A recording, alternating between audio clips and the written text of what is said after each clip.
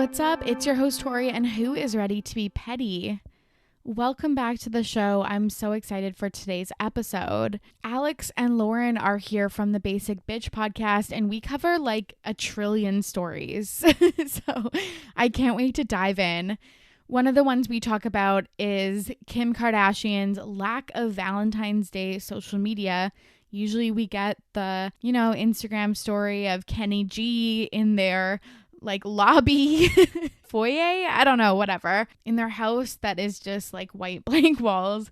We get the flower wall, we get the million roses, and there was nothing this year. So we speculated this was the most confirmation we've had about an impending Kanye divorce. And unfortunately, right after we recorded, I think the day after, TMZ reported that they had filed divorce papers. And I'm a lot sadder than I thought I would be. I think I'm reminiscing about the good old days of Kim Ye. And, it's always sad to see people break up. I think that the question now that's on everyone's mind is what happens with KKW Beauty? Where does the W go? Is it now just KK Beauty? Does she do a full rebrand? Only time will tell. I'd be curious to know what you all think, so slide into my DMs. I'm on Instagram, Twitter, and Facebook at RTBP Podcast. Let me know by sliding into my Instagram DMs at RTBP Podcast. Okay, let's get into it. I'm here with Alex and Lauren from the Basic Bitch Podcast. Ladies, how's it going? I'm doing good. Drinking some wine. It's hump day. Yeah, doing great. I got my wine too.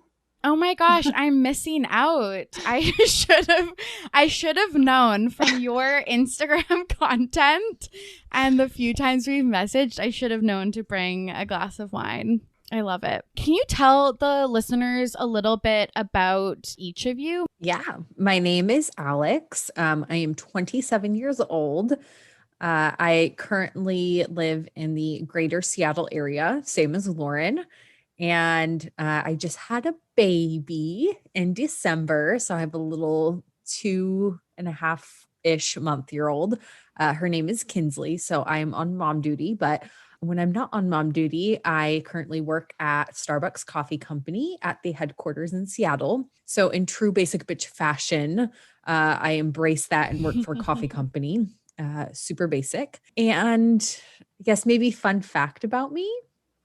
Maybe we'll throw that in there. Let's see. I'm half Arabic, which a lot of people don't know. And my father is from Jordan and I am a dual citizen. Nice. Very cool. Have you been to Jordan before? I have not been. When I was younger, it was when after 9/11 had happened and all that stuff. So it wasn't super safe to go over to the Middle East. And now that it is a lot safer, I just haven't had the chance. I was in college and then got married and things like that. But at some point, I will be taking a family vacation over there. Yeah, you can bring your daughter. That's really cool. Yeah. I love that. Yeah. And Lauren, what about you? Well, before I jump into me, Alex always does this and undersells herself. She totally just glazes over the fact that she owns a small business and she's a freelance makeup artist and she does like bridal makeup and hair. And she is booked every freaking weekend in the summer. So I don't know how you glaze over that, but just wanted to let the people know. That's amazing. And it's kind of funny that you say that because I forgot, but right before we're recording this, I was working on contract stuff for my clients. So yeah. I don't know how mom brain. I'm just going to blame it on that. Well, so I'm Lauren. I am 28 and I'm also from the greater Seattle area, born and raised just like Alex. In my professional career, I guess we could call it, I am a recruiter for a local consulting firm.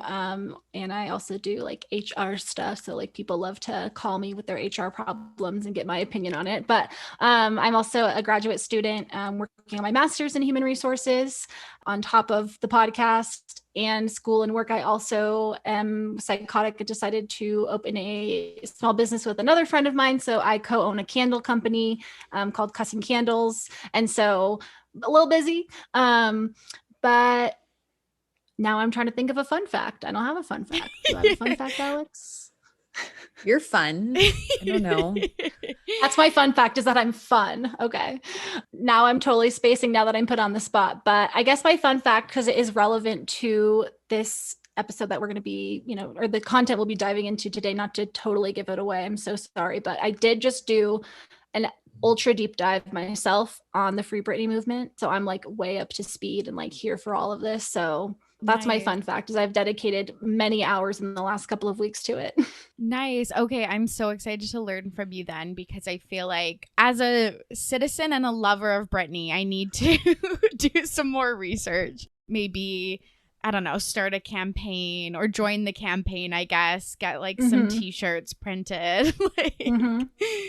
I just want to say for 1 second, and yeah, we're losing listeners by the second, but I love Seattle so much. And I just want to talk about Seattle for like 2 seconds. Yeah. You're in BC, right?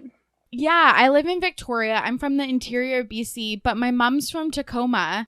Okay. I have family in Seattle, and I would go to Seattle like every summer for 2 weeks for like my entire life until COVID happened, or like as a kid, we would go for like 2 weeks, obviously. And then when I went to like university and stuff, I'd go on like Easter or, like some of the long weekend holidays. So I love Seattle and I miss it. It's probably one of the first places I'll go to once the pandemic is over. And I just want to go on like a Target run and like, I know that you have better things than Target. Wait, there's no Target in Canada?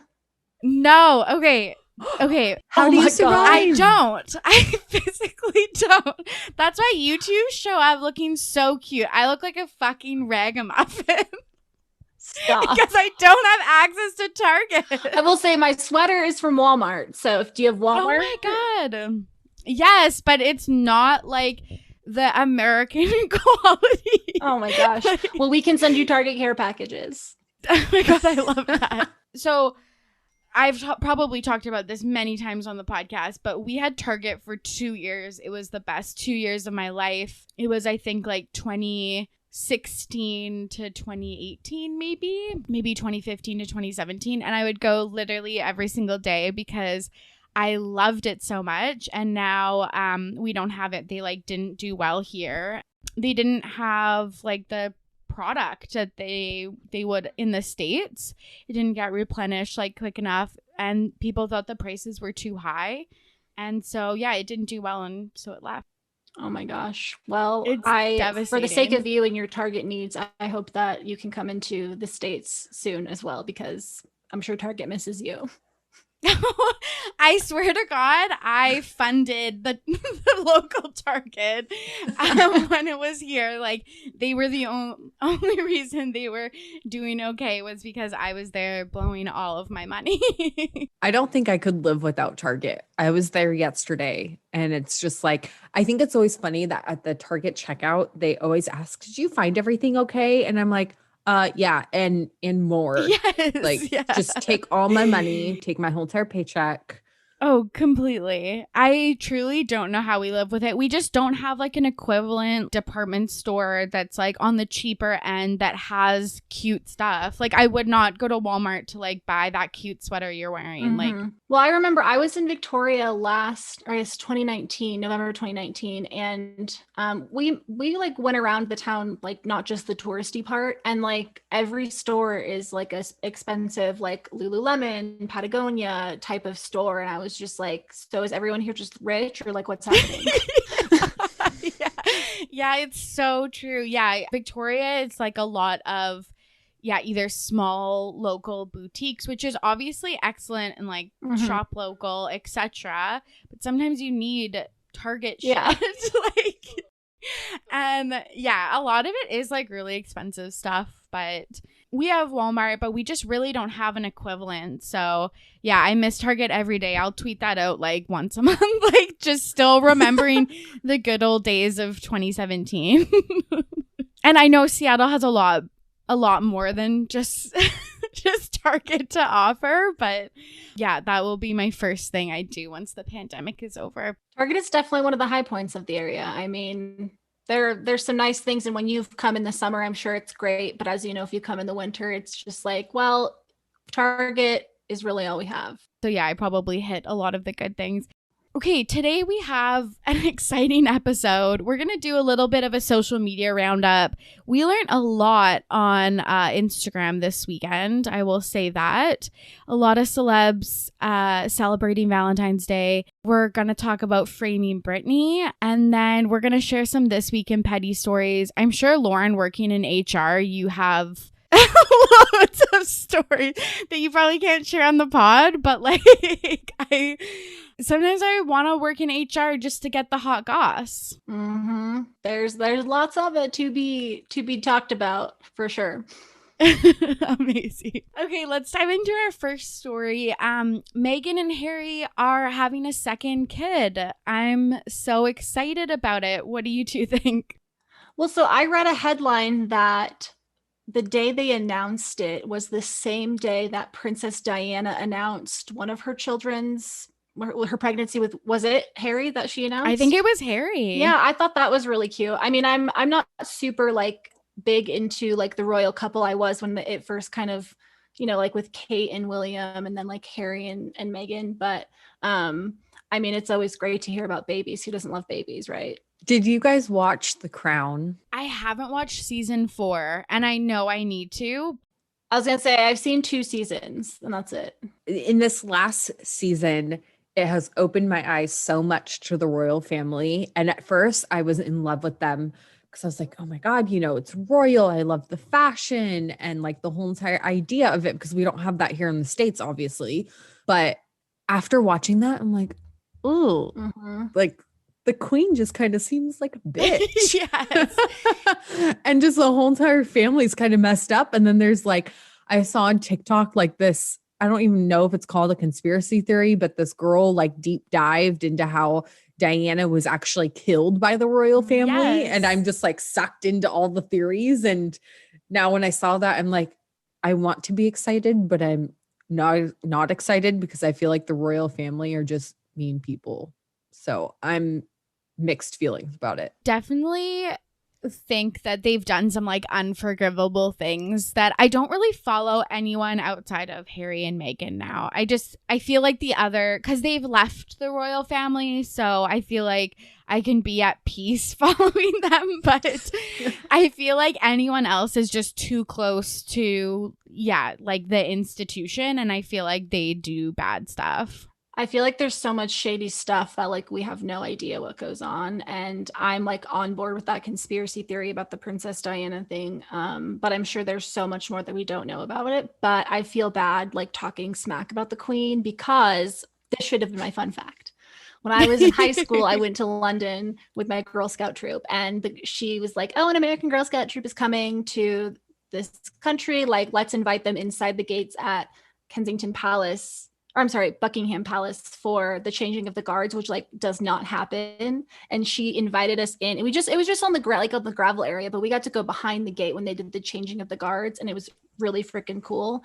And you have to have Queen's approval for that, so I can't talk too bad about her. That is really cool, because when I went there, like, you can't even get like close. Yeah. So that's a special experience. There were some really mad tourists though, like they were like harassing us through the fence, and I was like, okay, you're mad at like 16-year-old little Girl Scouts. Like you need to like reprioritize your life. Totally. Well, it's like an obsession. Like we're going to talk about Britney, but it like the fanfare for the royal family like is nuts. I really like the picture that Harry and Meghan released though. It's very like Notting Hill, like, you know, the end scene where Julia Roberts' like head is on the actor that I can't remember his name. I feel like it's very classic. Yes. It's just like a very classic traditional family photo in a way. The style of it, the colors and things like that. It's very pretty. And I do have to give them major kudos for leaving the royal family and having the guts to do that. So I like them. It's been a year now. We're coming a little over a year since they did that. And I hope that they're like on track of like what they wanted to do in the States and with their like professional lives and stuff. Cause I feel like, this past year is going to be hard. Meghan wrote about her like miscarriage in the summer. And they've gotten a lot of flack in like obviously the press and by the public. So yeah, I just wish them all the best. I do kind of find it funny that they came to the States of all places. I'm like, we're a shit show. We had a Cheeto for president, and like, why would you come here?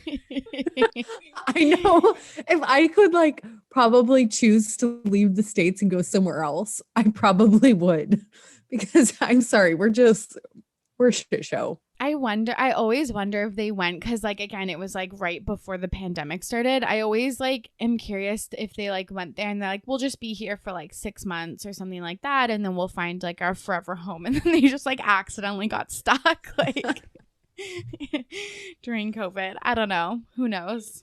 They are going to be doing like a tell-all interview with Oprah in early March. Will you two be tuning in? Absolutely. Yes. I love that. Yeah, I'm going to tune in. I'm so excited. And I hope it's not teased as a tell-all and then it's like super surface level. I hope they like get into all of the good stuff. Knowing Oprah, she is like not a fan of like teasers and clickbait. So what she's advertising is what you get. Well, and I think now since they left the royal family, they're not under all their rules that they have. So they might be able to spill the tea for us. I hope so. I really, really hope so, because I want it so bad. Another interesting story from our Valentine's Day social media roundup. Michael B. Jordan, he just went a Facebook official with Lori Harvey, and he surprised her with a private aquarium tour and dinner. I thought that was a great Valentine's Day date. Like the blue lighting is just really romantic. If a man took me to the aquarium to have dinner, and I'm guessing, he like had the place shut down and things like that and like set up the caterer, I'd be like, yes, I am giving it to you tonight, because that is cute as hell. It is. I feel like so many movies, I just rewatched To All the Boys I've Loved Before, and they go to the aquarium, like they have a scene in the aquarium. I feel like a lot of rom-coms have like a in front of the jellyfish tank like scene or something. So I appreciate that. And there was like tons of candles and roses. It looked really beautiful.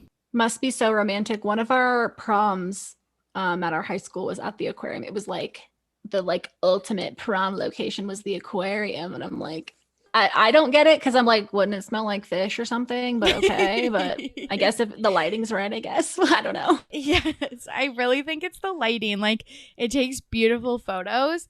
Here's the plot twist in this romantic story. They had a 6-course meal in one of those like 360 fish tank situations. The 6 courses included a fish course. Do you think you could eat fish in front of a fish tank? No. I just can't. I don't know. I think it depends, because obviously at the aquarium, they're like tropical fish. It's not like there's salmon. I'm guessing they probably had, salmon or something, some fancy fish like that, or that's probably not in the fish tank. I don't know. It's just disrespectful to those other fish, like watching their like friends be eaten. I don't know. I feel bad for the living fish that are watching them. Like, it's like if we went to a funeral and then like watched someone eat a human. Like what? Like, I'm just saying, it's like that's the same thing. Cannibalism is gross. Don't do it, people. Yeah, we've learned too much about cannibalism in recent times. Yeah, I feel like I can't eat fish or meat with thinking about where it comes from. So it's a no from me. I just could see myself on this like romantic date with Michael B. Jordan of all people, and just this beautiful candlelit dinner, and me just being like, I can't do it, Michael. I can't. Or maybe I call him Mike. Mikey. Yeah. Mikey, like I can't eat this. I'd call him Zaddy. Yeah. Honestly, I'd be like the rude one, like turning down the fish, hoping it's not like a deal breaker in this relationship. So kind of speaking of, like going on dates and eating fish, kind of random but funny story.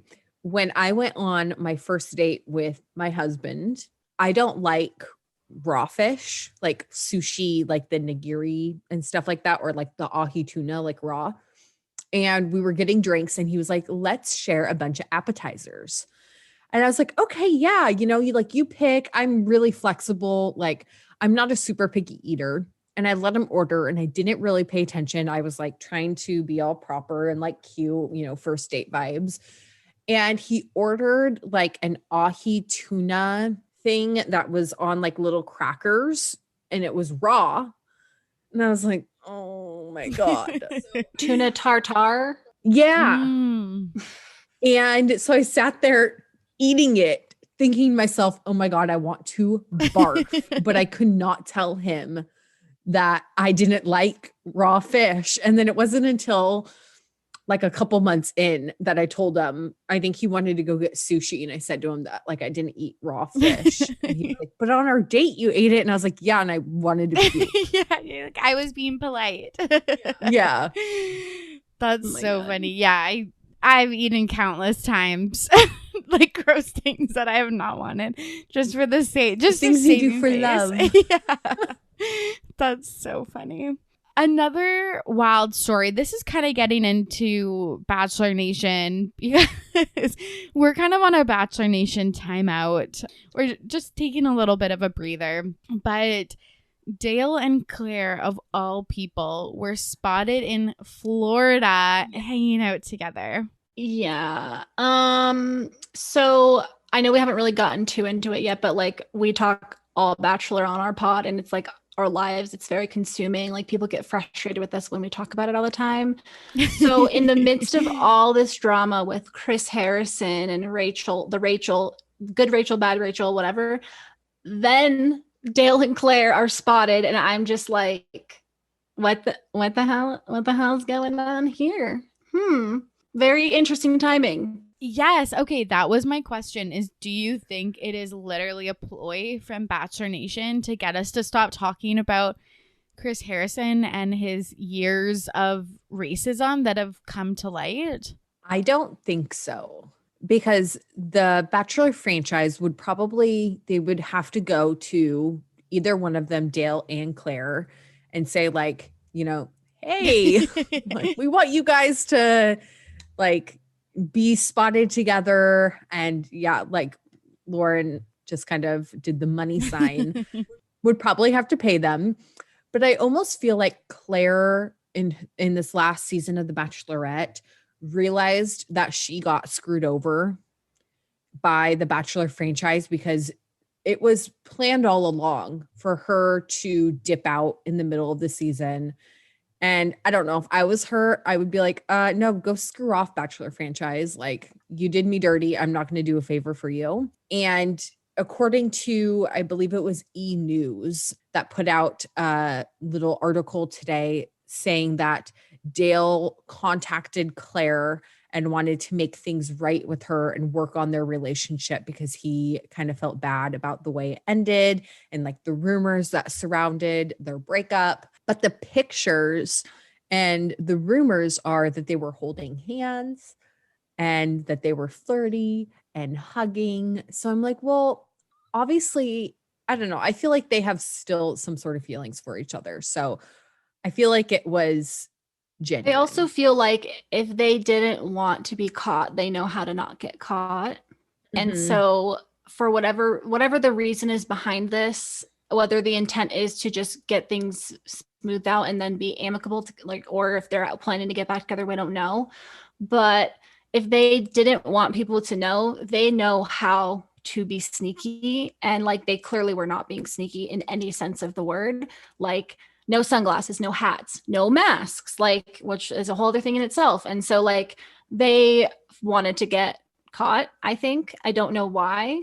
But I did just watch a video that Clare posted a couple of days ago. I think it was like a 15-minute like IG live. And she just kind of was talking very vaguely, but I could see her like wanting or willing to give him like a second chance. But that's just from my perspective. Okay, there's literally so much to unpack here. For some reason, for them meeting up, to me, makes their relationship seem more legitimate. Mm-hmm.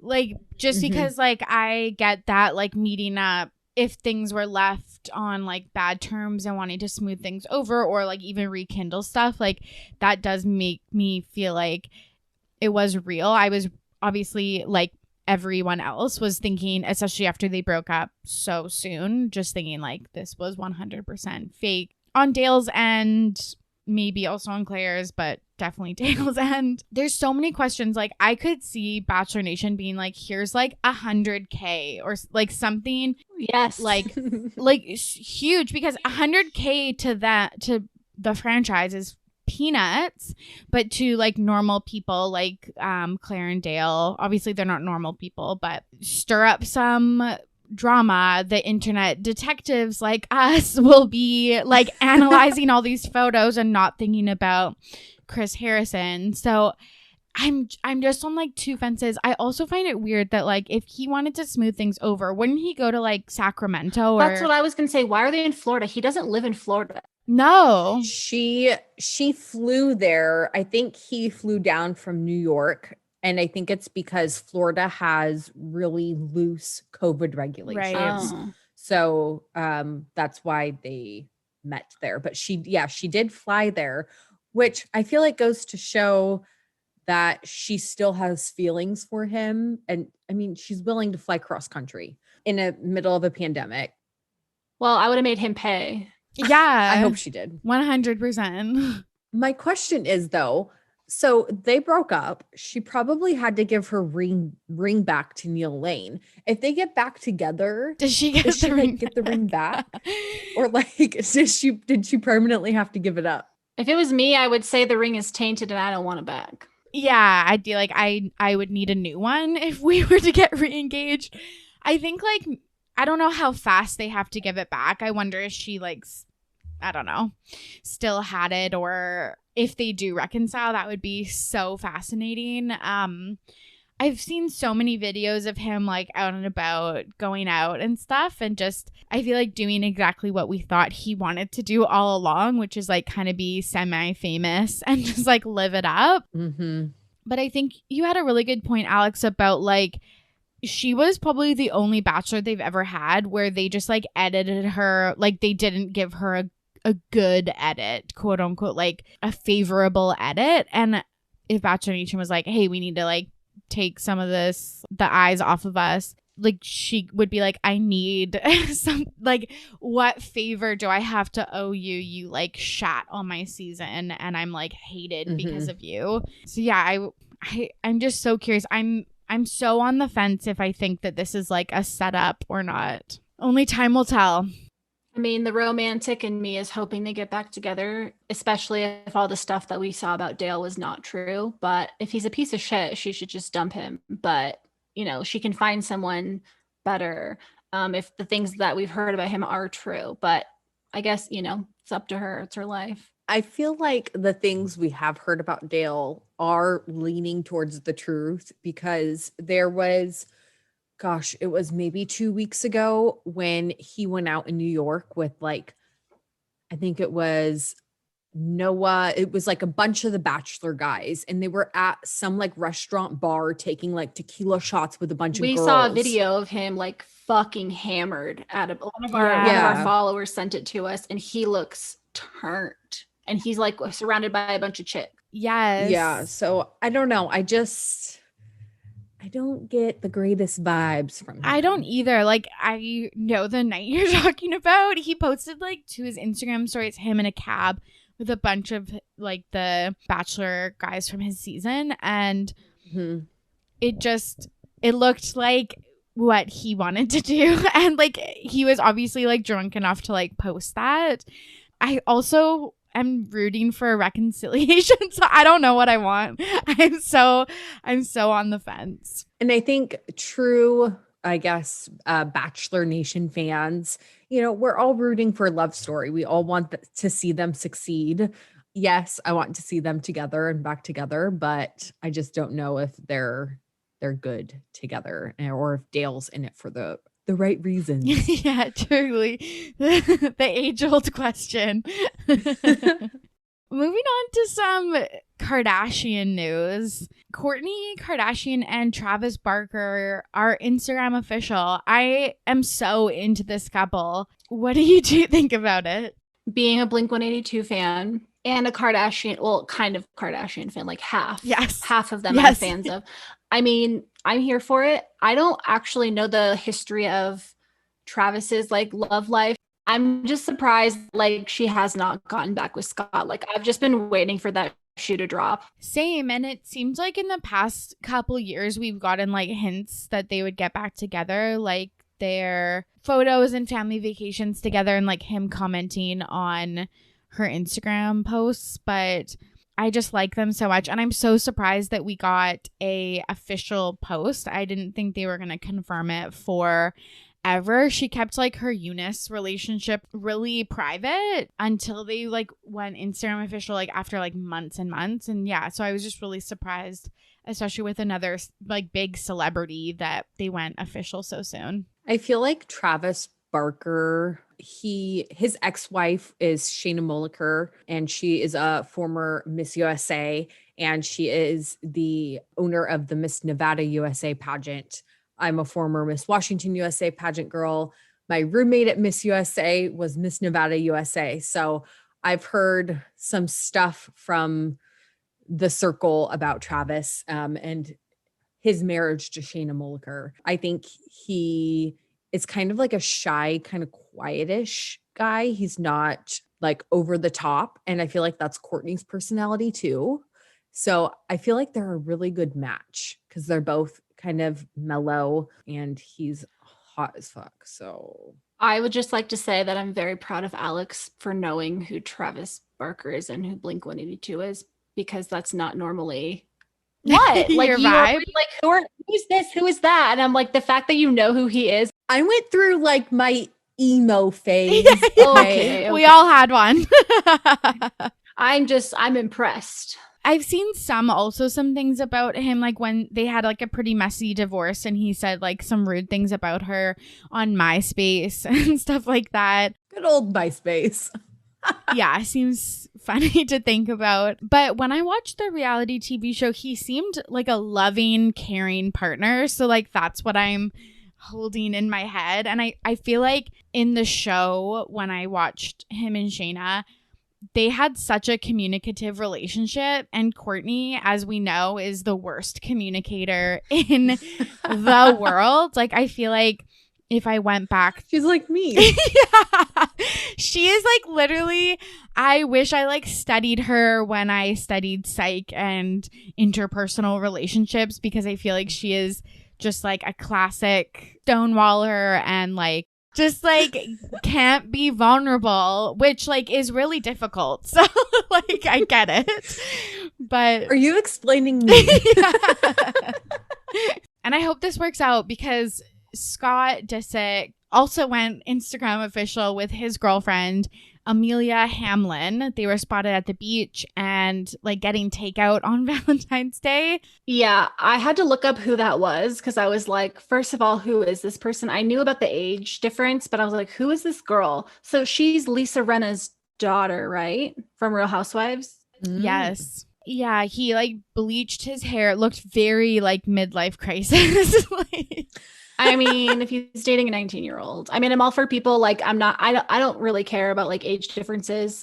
People have been weird about like my boyfriend and I's age difference, which is only 8 years. I mean, but this is a whole nother level, but I don't really care. Do you? But it just definitely like the hair dyeing, the age difference, a lot of other behaviors he has seems very much midlife crisis like. According to ET, Scott says they're not super serious. I mean, are we surprised? AKA like we're boning. That's what he's saying. I would be so curious to like interview Scott and be like, what would it take for you to get married? Because I feel like him and Kourtney should just be married at this point. Like, I feel like they're going to be like 80 years old and then finally get married and realize that they love each other and like have this big old like, oh my God, where have you been my whole entire life? Like life-changing moment. Yeah, I'm still holding out for that. Like, I there are a few couples that I think are endgame. Nick Jonas and Miley Cyrus. Selena Gomez and Justin Bieber, and Kourtney Kardashian and Scott Disick. I don't know. I just feel like you're right that, yeah, they'll be like, why did we waste so much time? It'll be something like that. Mm-hmm. And also the hairstylist that dyed Scott's hair should be fired and have a cosmetology license taken away from them. It's so bad. I just feel like it's something that like a TikTok boy would do or something, but like at 16 or 17, and then like it just looks very sad on like an older gentleman. Somebody call Brad Mondo. Yes. Yeah, it's true. He did like need like a toner. I don't know. I just thought it was weird. Another thing that I really noticed was Kim didn't post any lavish gift from Kanye, and I feel like I've been like a naysayer, like, no, the divorce rumors like aren't true, like maybe they're having a rough patch, but I didn't believe the divorce rumors until now. I think Kim has been done with Kanye for a very long time, and I think at this point she's like, bye. Yeah. Like, peace out. I'm out of here. I'm done with your bullshit. I'm surprised she put up with his shit for as long as she did. Yeah. Kim's always about like the public image, so I think she like tried to hold on tight, but I mean, I do commend her because like a lot of Kanye's problems are connected to his mental health issues, so I do commend her for sticking it out and like helping him or trying to help him get treatment, because you know a lot of the behaviors he's exhibited aren't necessarily him. It's not his fault. He's clearly mentally ill and needs help, but there comes a point where like he's just being destructive and doesn't understand like that he needs to commit to these things, not only for his wife but like his children. So I do commend her for that, but I also would not fault her for wanting to leave his ass. Yeah, completely. But we all know that Kris Jenner probably has some sort of plan to like release the divorce. Yeah, there's something. And when it comes out, we're all going to be like, aha. It all makes sense. Like, you sneaky smart She's like the bitch. producers of her family, like when we talk about Bachelor and all the stuff that goes on there, like Kris Jenner is the production team. Like it's comparable to like the producers on The Bachelor, in my opinion. I mean, she is a producer on Keeping Up with the I know, Kardashians. but like outside of the show, like she's the producer of like the lives of all her children, which is fucking weird, but okay. And I wonder if the big reveal is like coming on this Hulu deal that they have.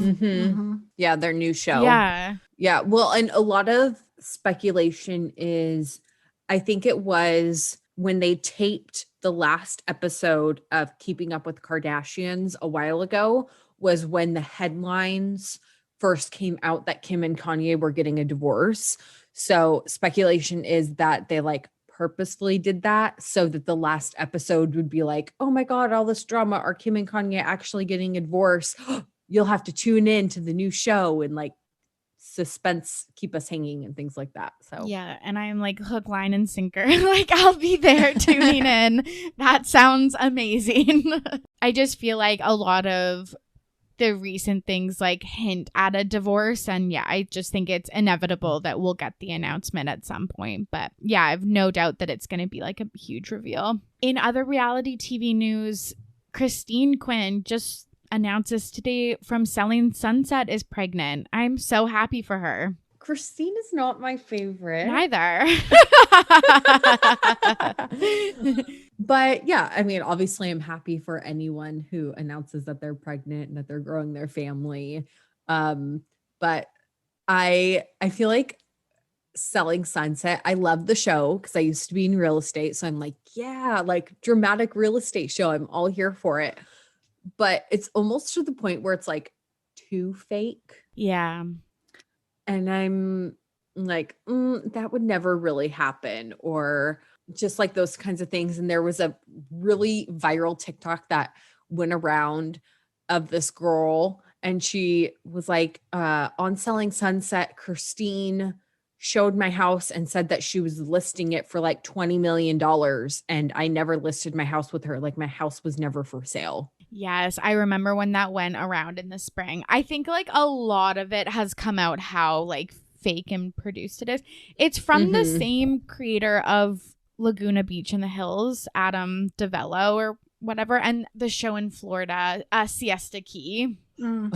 So it makes sense that a lot of it is produced because we know that a lot of those TV shows were produced. Yeah, I think like it had its moment, especially just because of where we were in the world. Like it was March, like the second season came out in March when everyone was like at home. So yeah, but I am very excited. Even though it's super fake, I just like looking at like the rich houses and like the outfits and stuff like that.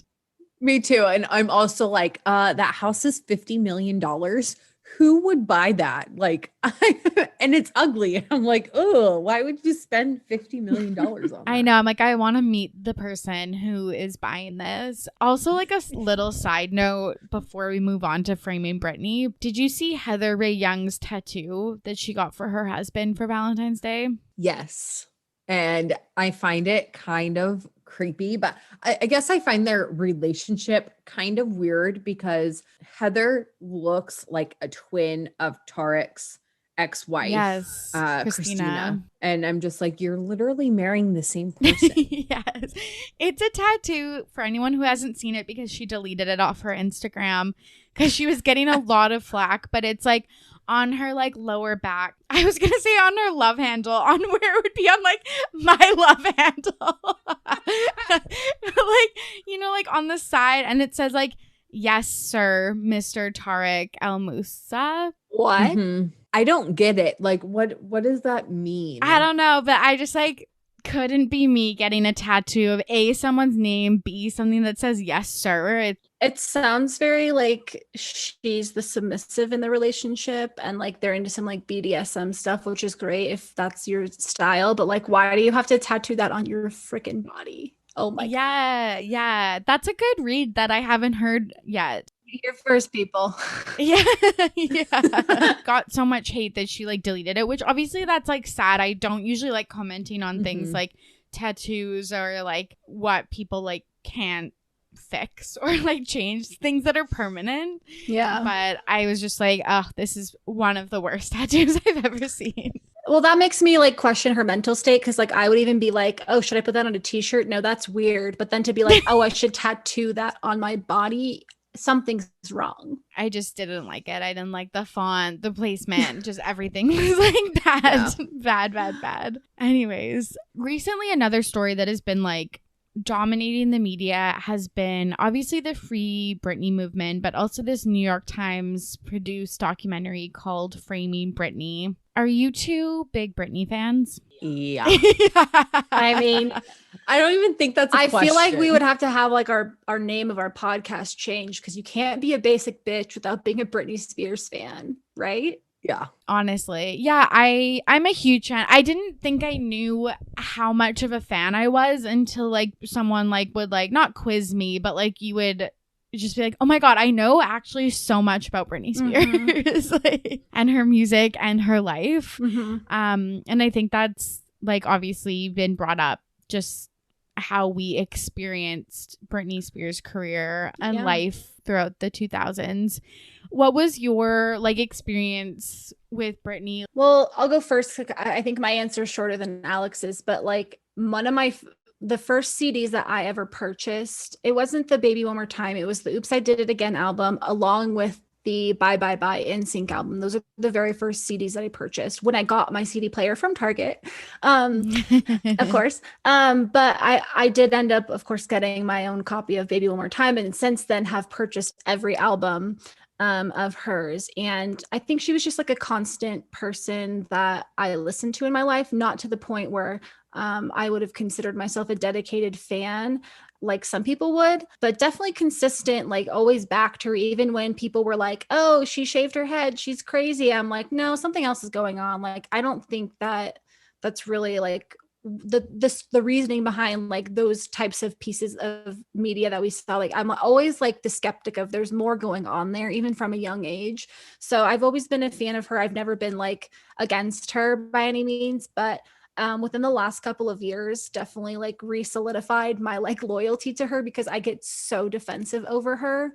Even just recently, a couple of days ago, like got into a conversation with one of my family members who was like, she's crazy. And I'm like, don't you dare say that about Britney. You don't know what she's been through. And just like start like rapid firing off facts about like her life. And I'm like, you don't even know what's going on and da da da. It's just like a whole thing. So like, that's kind of my whole history with it. But Alex, I think, is a much more dedicated fan. I feel like growing up, so I grew up also as a competitive dancer, and I was a professional dancer by the time I was 13 years old. And so I also spent a lot of my time in LA at the LA dance studios, dancing every single summer with my sister.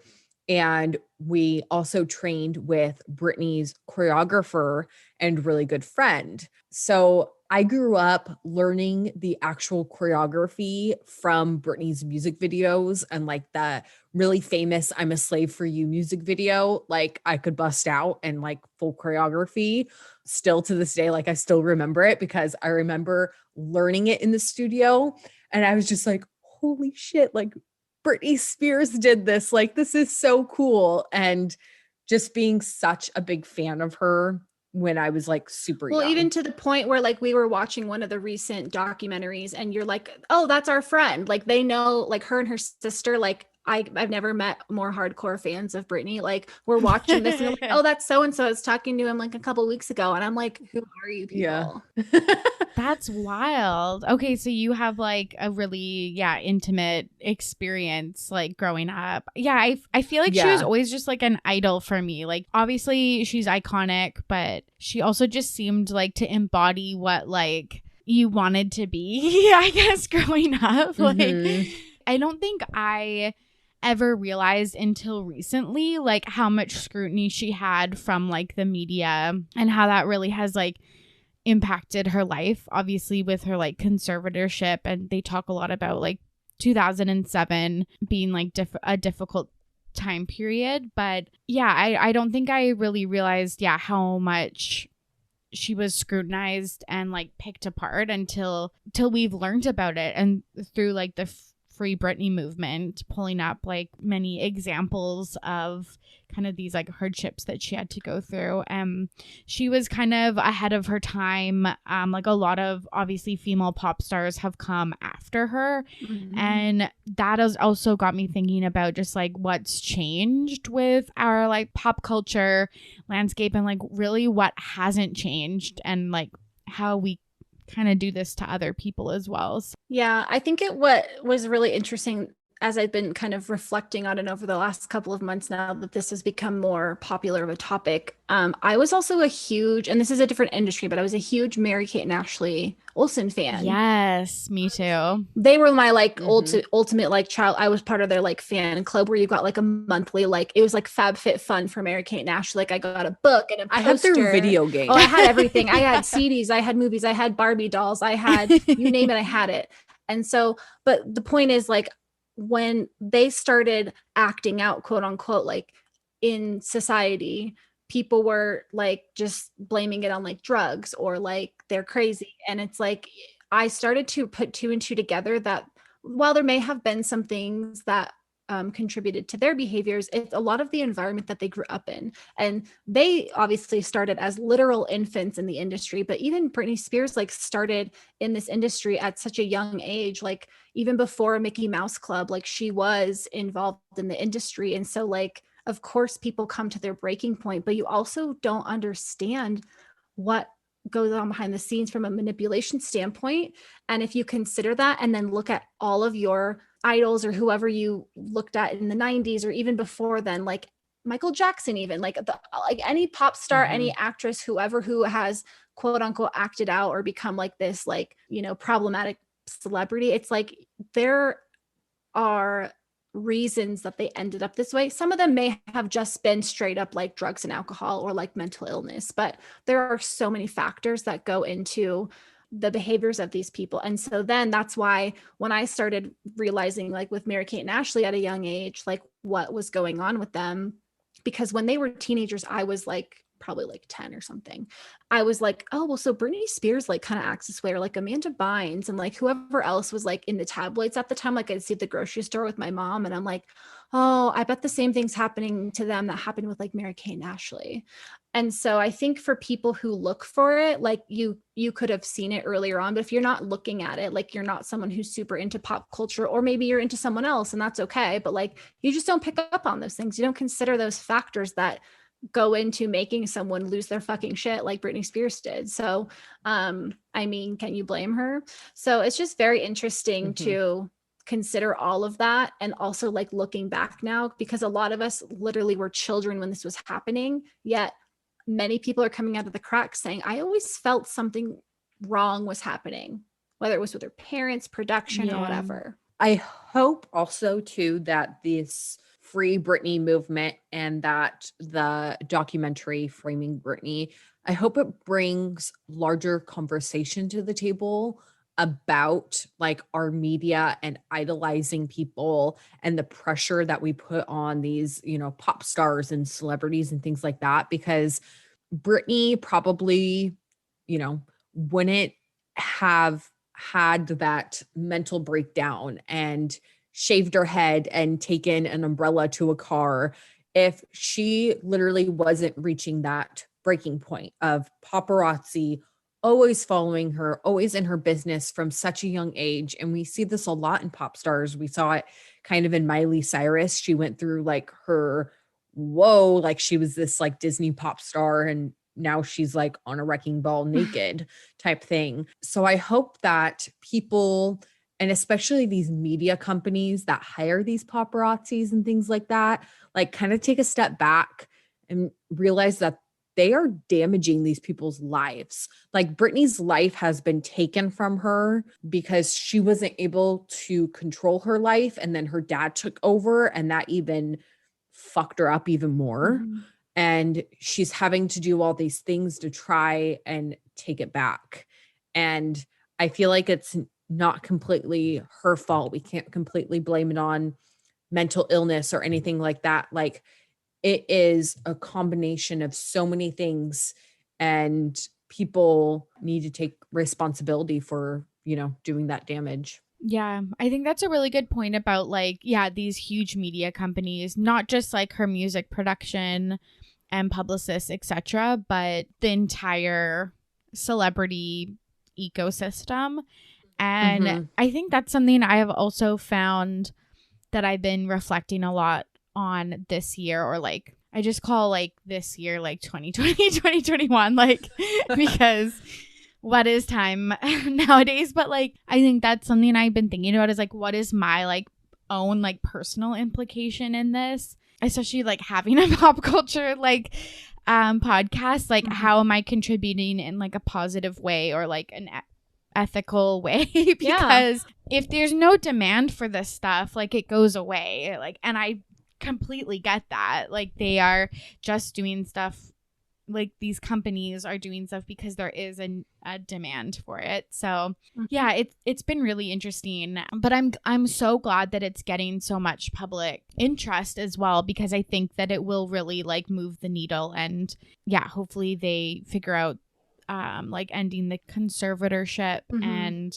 she'll regain her rights and money and stuff like that. Yeah, I think it will further push people to think about what goes on behind the scenes as it pertains to like child celebrities, essentially, because the person who was supposed to protect her the most was her mother and father, and her mom lost control pretty much immediately at the start of Britney's career because of the dad's abusive behavior and manipulative behavior over the mom. But it's like, yes, we can blame the paparazzi and yes, we can blame these media companies. But if you really look at the source of all of this, it's her own flesh and blood, her father. And that is sick. But imagine how many celebrities have that same story of, I was a child actor, I was a childhood, singer, whatever you were, and your parent gets the control early on. So even though you turn 18, you still trust them and you're like, oh, my parent is going to make the best choice for me. And that's absolutely not the case. And there have been countless other stories of people hearing about people's parents screwing them over, or like, I think it's Selena Gomez, like her dad wasn't in her life, and same with Justin Bieber. They're famous, and then like eventually that like estranged parent tries to come back and want to play a role, and it's of course all financial and power driven, and it's really sad.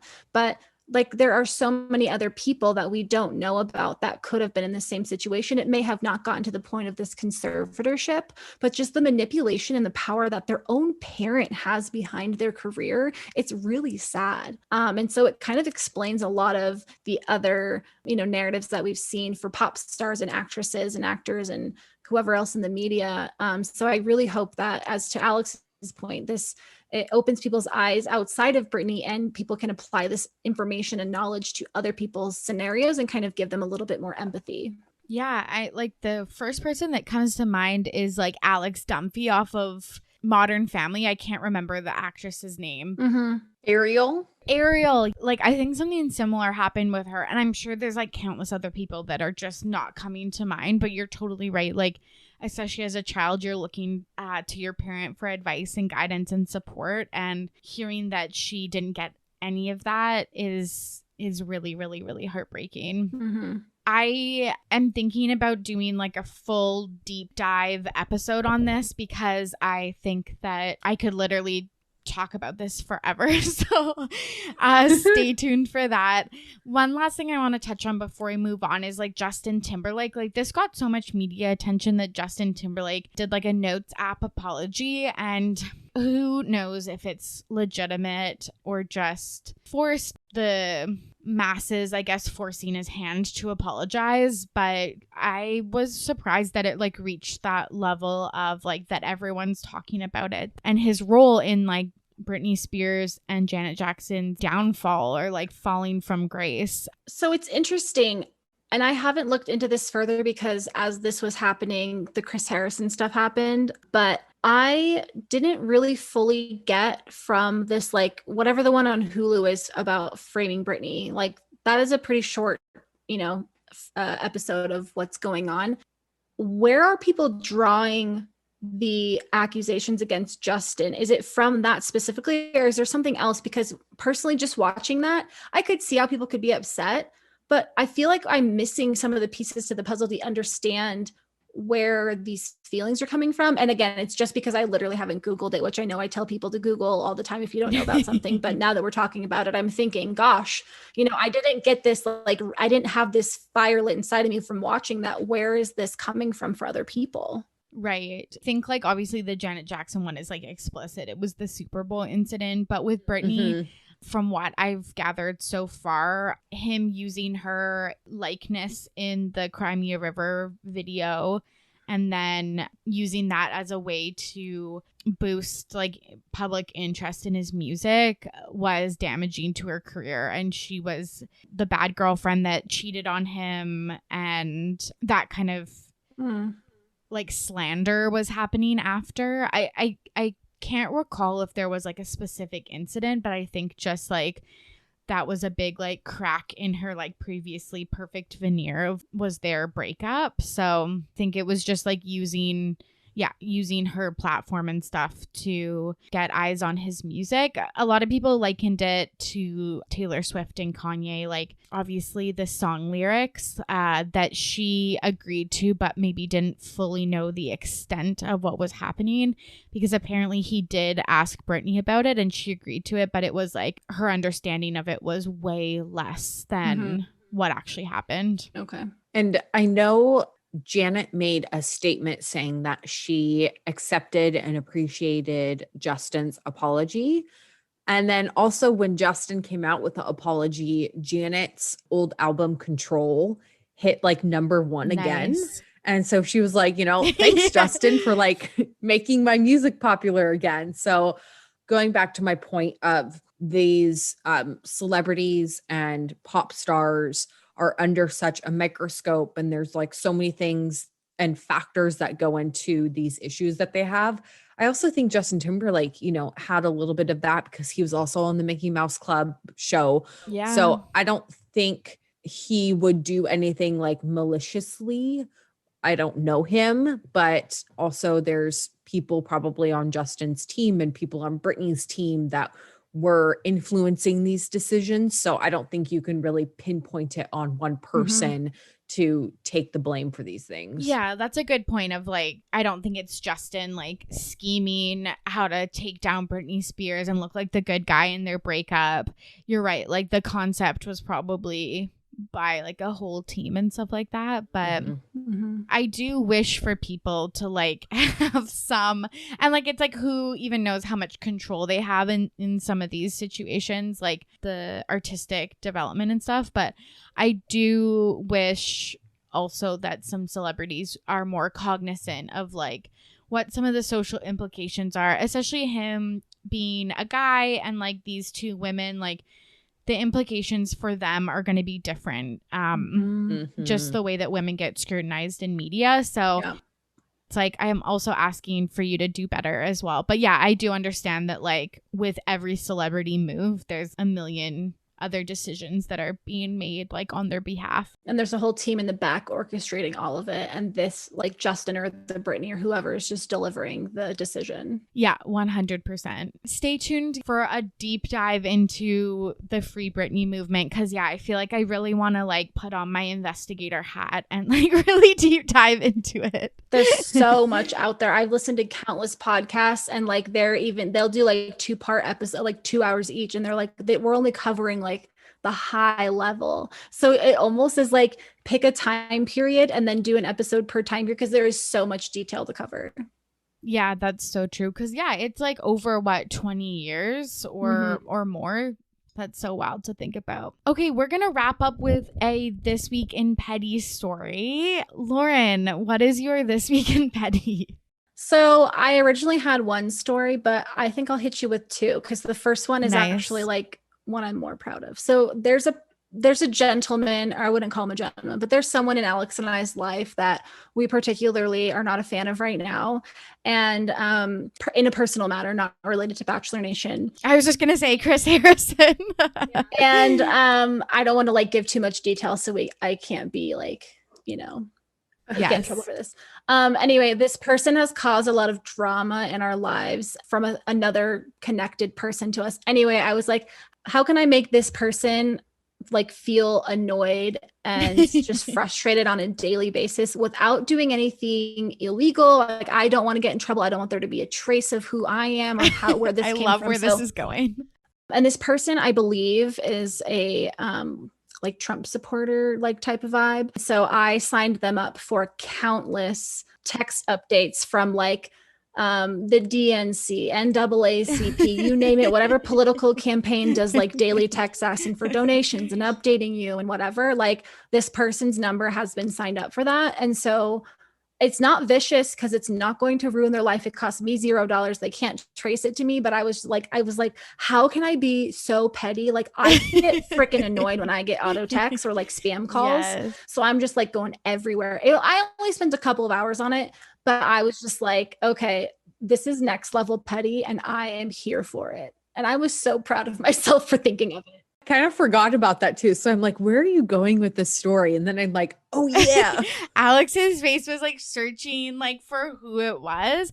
Yeah. That's iconic. I'm obsessed with that. That is such a good So if you ever want to get someone back just to annoy them, like I get calls all the time for things that I probably accidentally signed up for, like, the spam calls of you can win a hotel stay at the Marriott or whatever, like do all that shit. That is the easiest way to piss someone off on a daily basis, and they'll never be able to figure out how it happened. I love that. And what about if you like changed his mind too? Like maybe I'm being too hopeful. That would be amazing.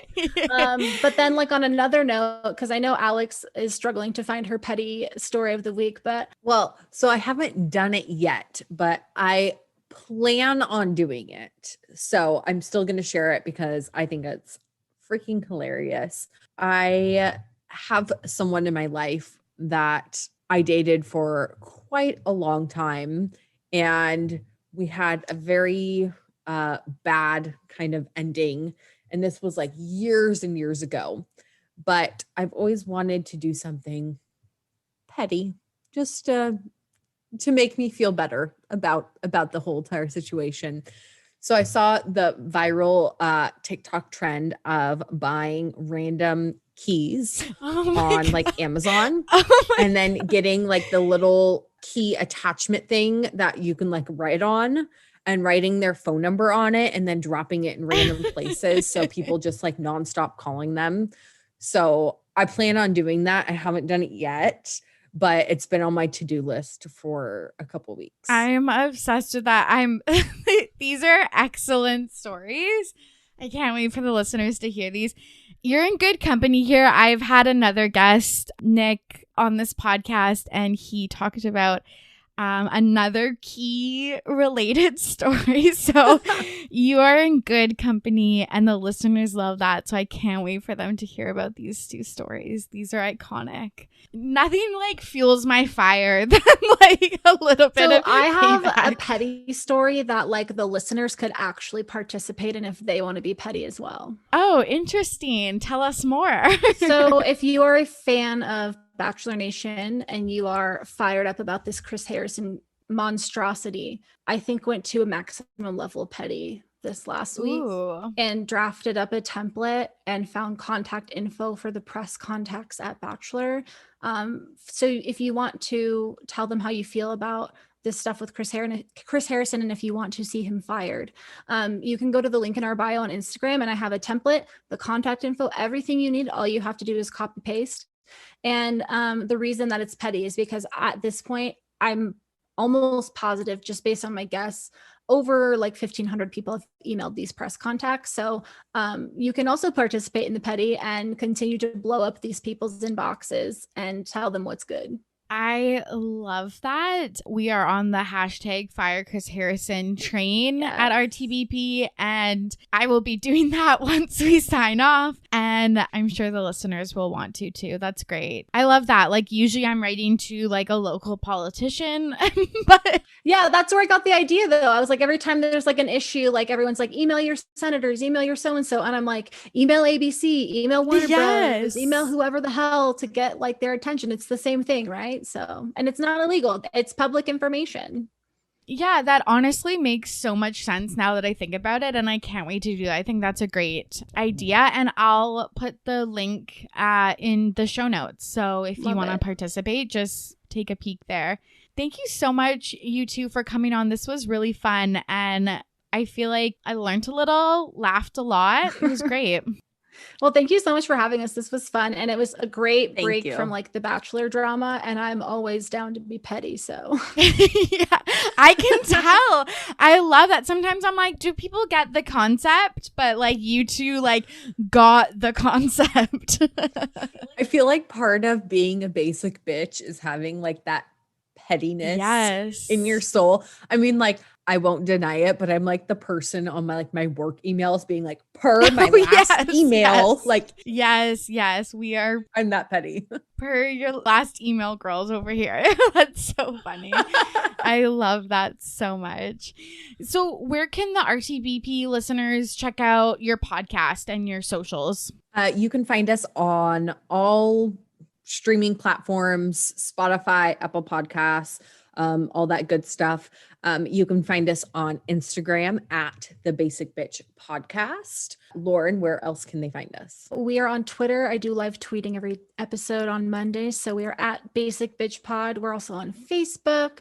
If you're into like this new, if you're into this new Clubhouse app, we are on Clubhouse. If you need an invite, we have some extras. I haven't really figured out the whole like concept of Clubhouse yet, but we are on TikTok at the Basic Bitch Podcast. So hit us up. We'd love to get to know you. We are all about connecting with our listeners. So send us a DM, especially if you listen to the show and tell us what's good. Amazing. Well, thanks again so much for coming on. Yeah. Thank you so much for having us. You. This was fun. And there you have it. Thanks to Alex and Lauren for coming on today's episode. And thank you so much for listening. If you have a topic you want me to talk about next, message me on Twitter, Facebook, or Instagram at RTBP Podcast. You can also join our listener Facebook group at Ready to Be Petty Podcast group, and leaving a 5-star rating and review on Apple Podcasts helps the pod find new listeners. I hope that you are staying safe and well out there. I know, especially February every year, but this year in particular is really difficult. So take care of yourself, be kind to yourself, and reach out for help if you need it. As always, I'm your host, Tori, and I'm ready to be petty. See you soon. Bye.